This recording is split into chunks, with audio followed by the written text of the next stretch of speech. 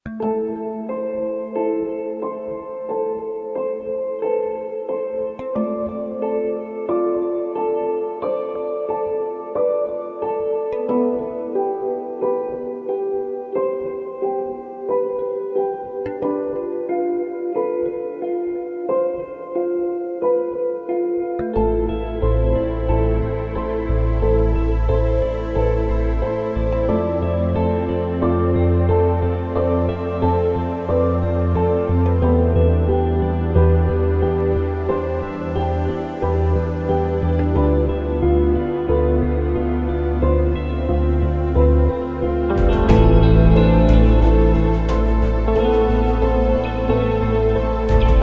Review सबसे पहले हम गाड़ी के एक्सटीरियर एंड इंटीरियर फीचर्स देखेंगे और फिर बाद में हम डिसाइड करेंगे क्या ये गाड़ी अपने कंपटीशन में एक बेस्ट चॉइस है या फिर नहीं। और रिव्यू के सेकंड पार्ट में मैं गाड़ी रोड ड्राइव पर लेके जाऊंगा और as an honour review share करूंगा। 10th जनरेशन होंडा सिविक को इंटरनेशनली 2015 में लॉन्च किया गया था, जबकि पाकिस्तान में इस गाड़ी को जुलाई 2016 में इंट्रोड्यूस करवाया गया था। अगर हम इस गाड़ी के एक्सटीरियर डिज़ाइन, इसके फीचर्स और इंटीरियर डिज़ाइन देखें तो इस गाड़ी की हर चीज़ बहुत कूल है और एट द मोमेंट ये कूलेस्ट लोकल असेंबल्ड गाड़ी है, मगर एट द सेम टाइम इस गाड़ी को अपने बिल्ड क्वालिटी की वजह से कंट्रोवर्सी फेस करनी पड़ी। रिसेंटली 2019 में गाड़ी को फेसलिफ्ट किया गया है, जिसकी वजह से गाड़ी में LED headlights, LED fog lights और अलॉय व्हील्स का एक डिफरेंट डिज़ाइन दिया गया है। फ्रंट और रेयर बम्पर में क्रोम स्ट्रिप्स की वजह से गाड़ी के लुक एनहांस कर दी गई है। इसके साथ साथ गाड़ी में शार्क फिन एंटीना की एडिशन की गई है और जो नॉन ओरिएंट वेरिएंट है उसमें क्रूज कंट्रोल को एज अ स्टैंडर्ड फीचर कर दिया गया। Now let's see what's under the hood. यहाँ पे हमारे पास एक 1.8 लीटर इंजन है जो कि 141 हॉर्स पावर प्रोड्यूस करता है और फ्रंट व्हील्स को पावर करता है। यहाँ पे हमारे पास एक सीवीटी ट्रांसमिशन है। गाड़ी ड्राइव करते हुए बाद में मैं आपके साथ सीवीटी ट्रांसमिशन के एडवांटेजेस एंड डिसएडवांटेजेस शेयर करूंगा। कूल होने के साथ साथ गाड़ी बहुत अग्रेसिव भी है और मेरे ख्याल से सेगमेंट की कोई ऐसी गाड़ी नहीं है जो कि लुक्स में होंडा सिविक के साथ कम्पीट कर सके। होंडा सिविक पाकिस्तान की पहली गाड़ी है जिसमें DRLs day time running lights offer की गई थी। गाड़ी स्टार्ट करने पे ये DRLs ऑन हो जाती हैं और इनका बहुत शार्प होने का पर्पज़ है कि अगर आप किसी लो विजिबिलिटी एरिया या फिर फॉग में हो तो आपको इजीली स्पॉट किया जा सके। यूएस और बहुत से कंट्रीज में एक फेडरल रेगुलेशन है कि कार मैन्युफैक्चरर्स को DRLs as a standard feature देना है। गाड़ी की बैक लुक बहुत अग्रेसिव है और रात के वक्त ये LED लाइट्स बहुत अट्रैक्टिव लगती हैं। अगर हम साइड पे हैं तो हमारे पास 16 इंच का अलॉय व्हील है। हाउएवर ये गाड़ी अलॉय व्हील्स में नहीं है क्योंकि ये ओरिएंट वेरिएंट नहीं है। गाड़ी में जो कंपनी फिटेड टायर्स आते हैं उनकी क्वालिटी एक्सट्रीमली बुरी है और उनकी लाइफ हार्डली 40,000 किलोमीटर्स है। अगर 10th जेन और 9th जेन सिविक और डायमेंशंस में कंपेयर करें तो ये गाड़ी 2 इंच वाइडर, 3 इंच लॉन्गर और इसका wheel base around 1.2 inch longer है। हाउएवर 10th जेन सिविक साइज में तो 9th जेन सिविक से बड़ी है, मगर इनके वेट्स पे भी सेम है। गाड़ी में एक बहुत कूल फीचर है, अगर आप अनलॉक बटन को 2 दफ़ा प्रेस करेंगे तो सारी विंडोज़ ओपन हो जाएंगी और फिर अगर आप गाड़ी को 2 दफ़ा चाबी से लॉक करेंगे तो सारी विंडोज़ बंद हो जाएंगी। अगर हम सिविक टर्बो और स्टैंडर्ड वेरिएंट को साइड बाय साइड खड़ा करें तो कुछ चीज़ों को हम देख के पता लगा सकते हैं कि इन दोनों में से कौन सी गाड़ी है। फर्स्टली जो सिविक टर्बो है उसकी फ्रंट ग्रिल मैट ब्लैक में आती है, जबकि जो स्टैंडर्ड वेरिएंट है उसके क्रोम में होती है। सेकेंडली टर्बो में ड्यूल एग्जॉस्ट आते हैं, जबकि जो स्टैंडर्ड वेरिएंट है उसमें सिंगल एग्जॉस्ट आता है। थर्डली टर्बो में क्रोम डोर हैंडल्स आते हैं, जबकि जो नॉर्मल वन है उसमें बॉडी कलर्ड वंस। इंटीरियर में जो चीज़ सबसे पहले डिस्टिंग्विश करने में हेल्प करती है वो पैडल शिफ्टर्स हैं। सेकेंडली रेयर इंटेनमेंट स्क्रीन दी जाती है जो कि 1.8 में नहीं है। गाड़ी की ग्राउंड क्लियरेंस 153 mm है और अगर गाड़ी लोडेड हो तो गाड़ी स्पीड ब्रेकर्स पे हिट करती है। अगर हम ट्रंक कैपेसिटी की बात करें तो वो कॉम्प्रोमाइज़ फील होती है, जैसे कि इसकी ट्रंक कैपेसिटी 355 लीटर्स है जबकि करोला की 470 लीटर्स है। गाड़ी का ट्रंक इंटरनली कार्पेटेड नहीं है और वन ऑफ द रीज़न है कि गाड़ी की पुअर साउंड प्रूफिंग है। ओरियल सिविक में कीलेस इग्निशन सिस्टम दिया गया है and this is how the key looks. However जो नॉन ओरियल वेरिएंट है उसमें 9th जेन सिविक की तरह जैकनाइफ की दी गई है।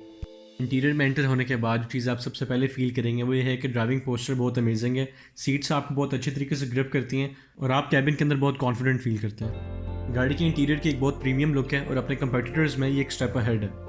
गाड़ी का सेंटर कंसोल बहुत ह्यूज है जो कि कंफर्ट लेवल को इंक्रीज करने के साथ साथ एक्सट्रीमली प्रैक्टिकल भी है, क्योंकि इसकी वजह से गाड़ी में स्टोरेज स्पेस ज़्यादा हो जाती है और 2 कप होल्डर्स के ऑप्शन ऐड हो जाती है।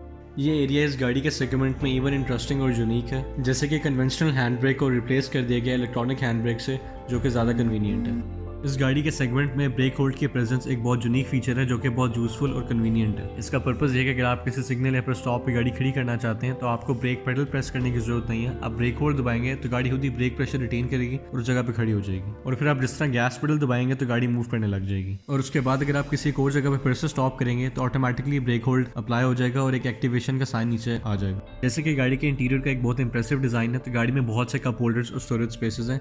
हाउएवर गाड़ी का जो कैबिन है वो टोयोटा करोला से लेस स्पेशियस फील होता है।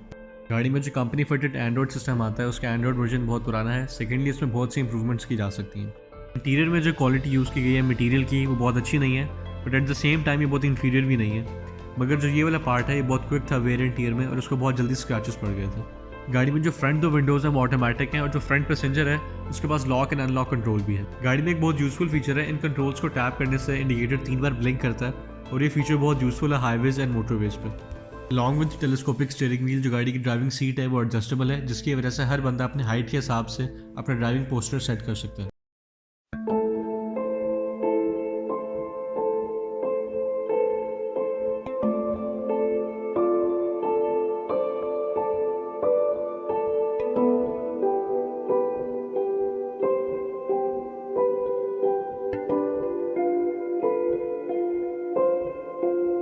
गाड़ी का मीटर ऑप्टिट्रॉन है जो कि हमें इंफॉर्मेशन देता है ट्रिप ए, रेंज, फ्यूल एवरेज और ट्रिप बी की। इसके साथ साथ ये हमें आउटसाइड टेम्परेचर भी शो करता है। बटन को प्रेस करने से मीटर के अंदर एक येलो कलर का सिंबल आ जाता है, जिसका मतलब है कि ट्रैक्शन कंट्रोल ऑफ हो गया है और ये सिर्फ तभी ज़रूरत पड़ती है जब आप स्नो, मड या आइस में कहीं स्टक हो। व्हीकल स्टेबिलिटी असिस्ट कॉर्नरिंग में हेल्प करता है और जब ये एक्टिवेट हो जाता है तो मीटर के अंदर डबल इंडिकेटर्स ब्लिंक करने लग जाते हैं। जब गाड़ी ज़रूरत से कम या ज़्यादा टर्न ले तो उस टाइम पे ये स्टेबिलिटी गाड़ी की इंप्रूव कर देता है। और जब गाड़ी को स्लिपरी सरफेस पर ड्राइव कर रहे हों तो रोड ग्रिप इंक्रीज करने के लिए इंजन आउटपुट को रेगुलेट करने के साथ साथ सिलेक्टिवली ब्रेक अप्लाई करता है। गाड़ी की ब्रेकिंग और रोड ग्रिप बहुत अच्छा होने की एक और वजह गाड़ी में इलेक्ट्रॉनिक ब्रेक फोर्स डिस्ट्रीब्यूशन की प्रेजेंस है। इस टेक्नोलॉजी का पर्पज़ यह है कि road conditions, speed and loading के हिसाब से ब्रेक फोर्स को डिस्ट्रीब्यूट कर देता है, जिसकी वजह से व्हीकुलर कंट्रोल इंक्रीज हो जाता है। ये कुछ रीजंस हैं जिनकी वजह से गाड़ी की स्टेबिलिटी, हैंडलिंग, रोड ग्रिप और ब्रेकिंग अपने कंपटीशन में सबसे अच्छी है। अगर हम गाड़ी के रेयर रूम की कंफर्ट और सीटिंग कैपेसिटी की बात करें तो मेरे हिसाब से गाड़ी की कंफर्ट तो बहुत अच्छी है, मगर गाड़ी के रेयर रूम को मजीद स्पेशियस होना चाहिए था और सीट वेल साइज नहीं है। सीट के एंड पे दोनों तरफ कोई प्लास्टिक यूज़ किया गया और कभी कभी आपकी कमर उसके साथ रेस्ट करती है और आपको अनकंफर्टेबल फील होता है। एक और ड्रॉबैक ये है कि गाड़ी का जो फ्लोर बेड है वो फ्लैट नहीं है, जिसकी वजह से लॉन्ग जर्नीज़ में 5 लोगों के लिए ट्रैवल करना मुश्किल हो जाता है। एक और नेगेटिव बात यह है कि हाई स्पीड्स पे रेयर पैसेंजर्स को विंड नॉइस फील होती है और जो कैबिन है वो साउंडलेस नहीं है। But on the other hand गाड़ी में रेयर एसी इवेंट्स होना एक बहुत बड़ा एडवांटेज है। हाउएवर इनकी परफॉर्मेंस बहुत अच्छी नहीं है, मगर इसलिए कि किसी भी गाड़ी में ये ऑप्शन नहीं होती, सो अगर देखा जाए तो एक बहुत कन्वीनियंट फीचर है। जैसे कि गाड़ी में इलेक्ट्रॉनिक ट्रंक ओपनर है, तो जब गाड़ी की बैटरी डाउन हो तो ट्रंक को ओपन करना एक प्रॉब्लम हो सकती है, मगर इसके लिए गाड़ी में एक बहुत कूल सोल्यूशन दिया गया। रेयर सीट्स के पीछे एक सीक्रेट ट्रंक ओपनर है। For the luggage test trunk में 3 लार्ज साइज बैग और 2 मीडियम साइज बैग फिट किए जा सकते हैं। सबसे पहले मैं आपके साथ एक अपना ओपिनियन शेयर करना चाहूँगा जिससे शायद बहुत से लोग डिसएग्री करें। बहुत से लोगों का ये ख्याल है कि सिविक 10 जेन की बिल्ड क्वालिटी इंतहाई बुरी है, बट मेरे हिसाब से गाड़ी की बिल्ड क्वालिटी ठीक है। हाउएवर गाड़ी में मैन्युफैक्चरिंग फॉल्ट्स तो काफ़ी ज़्यादा हैं, लेकिन हम मैन्युफैक्चरिंग फॉल्ट्स को बिल्ड क्वालिटी के साथ मिक्स नहीं कर सकते।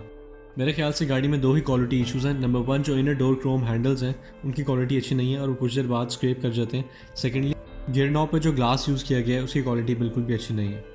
इन 2 इशूज़ के अलावा गाड़ी की बिल्ड क्वालिटी ठीक है। हाउएवर मैं इस बात से एग्री करता हूँ जो गाड़ी के इनिशियल यूनिट्स है 2016 में उनमें काफ़ी सारे क्वालिटी इशूज़ थे, बट 2017 के बाद से उन्हें काफ़ी हद तक इम्प्रूव किया गया। अब मैं आपके साथ सीवीटी ट्रांसमिशन के एडवांटेजेस एंड डिसएडवांटेजेस शेयर करूँगा। नंबर 1 एडवांटेज ये है गाड़ी आइडियल आरपीएम्स पे रहती है और फ्यूल एफिशिएंसी बहुत इंप्रूव्ड होती है। सेकेंडली फ्यूल एमिशंस होते हैं और थर्डली गाड़ी की जो शिफ्टिंग है वो एक्सट्रीमली स्मूथ होती है। और अगर हम ड्रॉबैक्स की बात करें तो उसमें स्लगिश रिस्पॉन्स, स्लोअर एक्सेलरेशन और हायर कॉस्ट शामिल है, क्योंकि CVT transmission oil usually 30,000 kilometres पर चेंज किया जाता है। अगर हम सिविक एंड क्रोला की सस्पेंशन को कंपेयर करें तो क्रोला की सस्पेंशन हमेशा ज़्यादा सॉफ्ट रही है, जिसकी वजह से एक कंफर्टेबल राइड प्रोवाइड करती है क्योंकि वो बम्प्स को एब्जॉर्ब कर लेती है, जबकि हमेशा सिविक की सस्पेंशन ज़्यादा इंप्रूव्ड और सुपीरियर हैंडलिंग प्रोवाइड करती है। इसके साथ साथ गाड़ी की रोड ग्रिप बेहतर होती है, गाड़ी चलाने में ज़्यादा सेफ फील होती है और एक ड्राइवर को ज़्यादा कॉन्फिडेंट फील देती है। गाड़ी में कपल ऑफ सेफ्टी फीचर्स हैं जिसमें dual airbags, ABS and EBD brakes, automatic brake hold, vehicle stability assist और गाड़ी की body itself which is designed to be safer with its impact absorbing ability. गाड़ी में मॉबलाइजर भी प्रेजेंट है, जिसका मतलब अगर गाड़ी में कोई सिमिलर की इंसर्ट की जाती है तो गाड़ी का इंजन स्टार्ट नहीं होगा। एज यूजुअल ये वाली सिविक इतनी ड्यूरेबल एंड रिलायबल नहीं है जितना कि करोला है और गाड़ी में बहुत से मैन्युफैक्चरिंग फॉल्ट्स हैं। 3 और चीज़ें हैं जो कि सिविक में मिसिंग है मगर करोला में अवेलेबल है। नंबर 1 चीज़ गाड़ी में रेयर पैसेंजर्स के लिए चार्जिंग सॉकेट नहीं है। सेकेंडली गाड़ी में पैडल शिफ्टर्स नहीं है और थर्डली गाड़ी की रेयर सीट्स फोल्डेबल नहीं है। सिविक की मुझे one of the most negative बात ये लगती है कि इसका जो वारंटी पीरियड है वो 2 इयर्स और 50,000 किलोमीटर्स के लिए सिर्फ, जबकि करोला का 3 इयर्स और 100,000 किलोमीटर्स के लिए। क्योंकि बहुत से लोग सिविक 10 जेन पे सिविक 9 जेन से अपग्रेड करके आते हैं, तो मैं एक छोटा सा कंपैरिजन इन दोनों गाड़ियों को भी करना चाहूँगा। अगर मैं 9 जेन सिविक की फेवर में बात करूँ तो नंबर 1 बात यह है कि 9 जेन सिविक की पावर एंड एक्सेलरेशन 10 जेन से बेहतर है। सेकेंडली, गाड़ी ज़्यादा कंफर्टेबल फील होती है काफ़ी लोगों को, जैसे कि गाड़ी के रेयर रूम में फ्लोर बेड फ्लैट है और 9 जेन में तकरीबन ना होने के बराबर मैन्युफैक्चरिंग फॉल्ट्स थे। और अगर मैं 10 जेन सिविक की फेवर में बात करूं तो गाड़ी की looks, handling, suspension, braking, stability, road grip, electronic hand brake, brake hold, rear AC vents, smart entry और एक सेफर बॉडी स्ट्रक्चर शामिल है। अगर अब मैं गाड़ी को ग्रेड करूं तो मेरे हिसाब से गाड़ी A+ स्कोर करती है। टू गेट एन S गाड़ी में कोई मैन्युफैक्चरिंग फॉल्ट नहीं होना चाहिए।